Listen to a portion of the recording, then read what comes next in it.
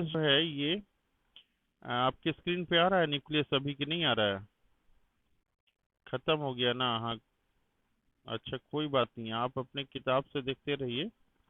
ये बता रहा है न्यूक्लियस के बारे में, न्यूक्लियस कि it is an important component of the living cell.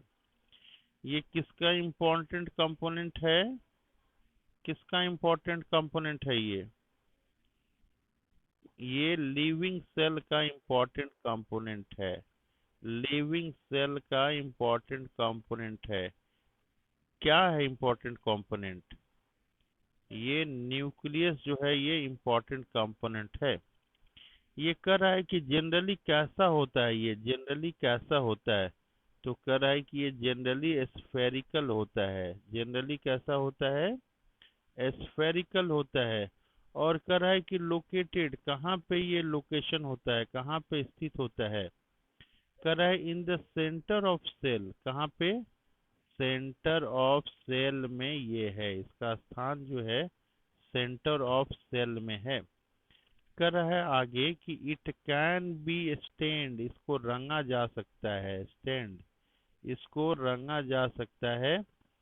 And scene easily, इसको आसानी से देखा जा सकता है। Seen easily with the help of a microscope. किसकी मदद से इसको देखा जा सकता है? माइक्रोस्कोप की मदद से देखा जा सकता है। इसको किसकी मदद से देखा जा सकता है? इसको माइक्रोस्कोप की मदद से देखा जा सकता है। कह रहा है आगे यहाँ पे कि न्यूक्लियस इज सेपरेटेड। ये जो न्यूक्लियस है ये separated from the cytoplasm. Cytoplasm से ये अलग होता है। बाई ए मेम्ब्रेन, एक मेम्ब्रेन के थ्रू ये अलग होता है। उस मेम्ब्रेन का नाम क्या है? उस मेम्ब्रेन का नाम है न्यूक्लियर मेम्ब्रेन। उस मेम्ब्रेन का नाम है न्यूक्लियर मेम्ब्रेन। कह रहा है कि this member is also porous. ये क्या होता है? पोरस होता है। और allow the movement of material between the cytoplasm and inside the nucleus. ये बता रहा है कि जो न्यूक्लियर मेम्ब्रेन है, ये जो न्यूक्लियर मेम्ब्रेन है ये क्या करता है? ये मटेरियल जो है ना इसमें साइटोप्लाज्म और न्यूक्लियस के बीच में आना जाना लगा रहता है। किसके कारण? न्यूक्लियर मेम्ब्रेन के कारण। अब बता रहा है कि with a microscope of higher magnification, बड़ा मैग्निफिकेशन माइक्रोफोर्स जिसका होगा, ऐसा माइक्रोस्कोप जिसका मैग्निफिकेशन काफी बड़ा होगा। कह रहा है कि we can see a smaller spherical body in the nucleus. कह रहा है कि न्यूक्लियस के भीतर में भी एक गोल चीज है। कह रहा है कि न्यूक्लियस के भीतर भी एक जो है ना गोल स्मॉलर बॉडी है। उसका नाम क्या है? तो उसका नाम क्या है? उसका नाम क्या है? न्यूक्लियोलस है उसका नाम। उसका नाम न्यूक्लियोलस है। उसका नाम न्यूक्लियोलस है। कह रहा है कि in addition nucleus also contain thread like structure. Nucleus में क्या होता है? थ्रेड लाइक स्ट्रक्चर होता है। न्यूक्लियस में थ्रेड लाइक स्ट्रक्चर होता है। उसको क्या कहते हैं? उसको क्रोमोजोम कहते हैं। उसको क्रोमोजोम कहते हैं। कह रहा है कि दीज कैरी जीन, इसमें जीन होता है। क्रोमोजोम में क्या होता है? जीन होता है। एंड हेल्प इन इनहेरिटेंस, ये किस में हेल्प करता है? ये इनहेरिटेंस में हेल्प करता है। इनहेरिटेंस को हम लोग बोल सकते हैं ट्रांसफर ऑफ कैरेक्टर। इनहेरिटेंस को क्या कर सकते हैं? Transfer of character from parents to the offspring. कहाँ से? पेरेंट्स से लेके ऑफ स्प्रिंग में। ऑफ स्प्रिंग मतलब होता है जो बच्चे होते हैं पेरेंट्स के, उसको ऑफ स्प्रिंग कहते हैं। करा the chromosome can be seen only when cell divide. Chromosome कब दिखाई देता है? क्रोमोसोम कब दिखाई देता है? व्हेन सेल डिवाइड, जब सेल डिवाइड होता है तो क्रोमोसोम दिखाई देता है। ये हम लोग देख लिए। अब हम लोग देख रहे हैं यहाँ पे nucleus in addition to its role in inheritance. Nucleus का कहाँ रोल है? न्यूक्लियस का रोल है इनहेरिटेंस में। कहाँ रोल है? इनहेरिटेंस में। इनहेरिटेंस मतलब होता है जो माँ बाप से बच्चों में करेक्टर जाता है उसको इनहेरिटेंस बोलते हैं। Transmission of character from one generation to another generation, इसको इनहेरिटेंस बोलते हैं। तो ये बता रहा है कि act as a control centre of the activities of cell. ये कंट्रोल सेंटर का काम कौन करता है? कंट्रोल सेंटर का काम, कंट्रोल सेंटर का काम कौन करता है? कंट्रोल सेंटर का काम न्यूक्लियस करता है। कौन करता है? न्यूक्लियस करता है। करा the entire content of living cell is known as protoplasm. कह रहा है यहाँ पे, क्या कह रहा है? कह रहा है कि entire content of living cell is known as protoplasm. Protoplasm हम लोग बोलते हैं, protoplasm.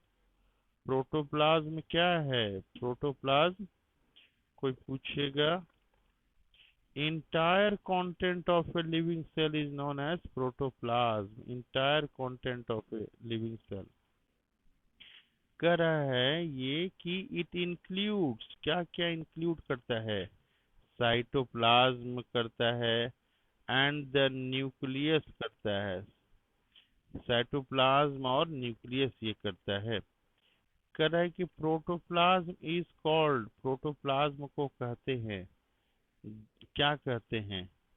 The living substance of the cell. इसको क्या कहते हैं?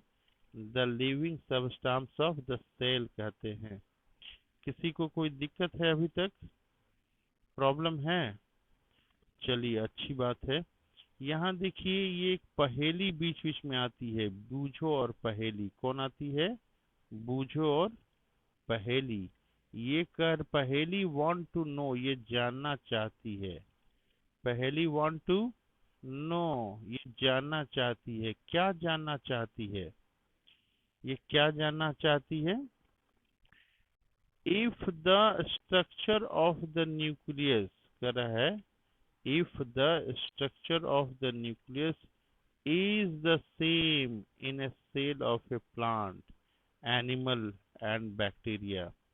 ये जानना चाहती है structure of nucleus is same in the plant, animal and bacteria। क्या सब में एक जैसा होता है क्या? ये जानना चाहती है। ये जानना चाहती है कि न्यूक्लियस जो है सब में एक जैसा होता है। अब देखिए इसके बारे में जो है यहाँ पे देख रहे हैं हम लोग, the nucleus of the bacterial cell is not well organise. क्या होता है बैक्टीरियल सेल का nucleus? Not well organise. Bacterial cell का न्यूक्लियस कैसा होता है? Not well organise. Nucleus of bacterial cell होता है नॉट वेल ऑर्गेनाइज। ये नॉट वेल ऑर्गेनाइज होता है। Like the cell of the multicellular organism, multicellular organism जैसा नहीं होता है। कह रहा है कि there is no nuclear membrane, इसमें न्यूक्लियर मेम्ब्रेन नहीं होता है। क्या नहीं होता है? बैक्टीरियल सेल में न्यूक्लियर मेम्ब्रेन नहीं होता है। आगे बता रहा है the cell having nuclear membrane without nuclear membrane are term prokaryotic cell. कह रहा है यहाँ पे कि जिसमें न्यूक्लियर मेम्ब्रेन नहीं होगा, न्यूक्लियर मेम्ब्रेन नहीं होगा, उस तरह के सेल को क्या कहेंगे? जिसमें न्यूक्लियर मेम्ब्रेन नहीं होगा उसको हम लोग प्रोकैरियोटिक सेल बोलते हैं। वैसे सेल को हम लोग क्या बोलते हैं? वैसे सेल को हम लोग प्रोकैरियोटिक सेल बोलते हैं। जिसमें भी न्यूक्लियस नहीं होगा वैसे सेल को हम लोग प्रोकैरियोटिक सेल बोलते हैं। अब हम लोग देख रहे हैं आगे क्या लिखा हुआ है। The organism with these kind of cell are called prokaryotes. ऐसे सेल को क्या कहते हैं हम लोग? प्रोकैरियोट्स कहते हैं। जो जिसमें न्यूक्लियर मेम्ब्रेन नहीं होगा, वैसे ऑर्गेनिज्म को हम लोग प्रोकैरियोट्स बोलते हैं। और सेल को प्रोकैरियोटिक सेल बोलते हैं, ऑर्गेनिज्म को प्रोकैरियोट्स बोलते हैं। कोई दिक्कत है किसी को? नहीं ना। अब आगे देखते हैं, प्रो मतलब क्या होता है? प्रो मतलब क्या होता है? प्रो मतलब क्या होता है? प्रो मतलब प्रिमिटिव होता है। कैरियोन मतलब क्या होता है? न्यूक्लियस होता है, मतलब प्रिमिटिव न्यूक्लियस वगैरह है। अब कह रहा है कि एग्जाम्पल क्या है, पूछ रहा है कि एग्जाम्पल क्या है, किसका एग्जाम्पल? प्रोकैरियोट का एग्जाम्पल क्या है? क्वेश्चन है कि प्रोकैरियोट का एग्जाम्पल क्या है, तो आंसर क्या होगा? आंसर क्या होगा? आंसर होगा बैक्टीरिया और ब्लू ग्रीन अलगा होगा। ये प्रोकैरियोट का एग्जाम्पल है। बैक्टीरिया और ब्लू ग्रीन अलगा है, ये क्या है? ये आपका प्रोकैरियोट का एग्जाम्पल है। कह रहा है the cell like onion and cheek cell. अब किसके बारे में कर रहा है? ये कर रहा है ओनियन के बारे में कर रहा है। और किसके बारे में कर रहा है? चीक सेल, जो हम लोग के गाल का सेल है, इसके बारे में बता रहा है। कि ओनियन सेल और चिक सेल के बारे में बता रहा है। ये ओनियन सेल और चिक सेल क्या होता है? ये वेल ऑर्गेनाइज न्यूक्लियस होता है, वेल ऑर्गेनाइज न्यूक्लियस होता है। विथ एक न्यूक्लियर मेम्ब्रेन होता है। क्या होता है? Nuclear membrane. इसको हम लोग क्या कहते हैं? इसको यूकैरियोटिक सेल कहते हैं। इसको क्या कहते हैं हम लोग? यूकैरियोटिक सेल कहते हैं। इसको क्या कहते हैं हम लोग? हम लोग इसको यूकैरियोटिक सेल कहते हैं। ये बोल रहा है ऑल ऑर्गेनिज्म। क्या कर रहा है? All organism other than bacteria and blue green algae are called eukaryotes. जितने सारे सेल हैं सबको क्या कहते हैं? यूकैरियोट्स कहते हैं। किसको किसको छोड़ के बोलते हैं? बोल रहा है कि बैक्टीरिया को छोड़ के, और किसको छोड़ के? ब्लू ग्रीन algae को छोड़ के हम लोग क्या कहते हैं? यूकैरियोट्स कहते हैं। क्या कहते हैं इसको? यूकैरियोट्स कहते हैं। कोई दिक्कत प्रॉब्लम है अभी तक? नहीं ना। बोलिए। हेलो, आवाज आ रही है? हम लोग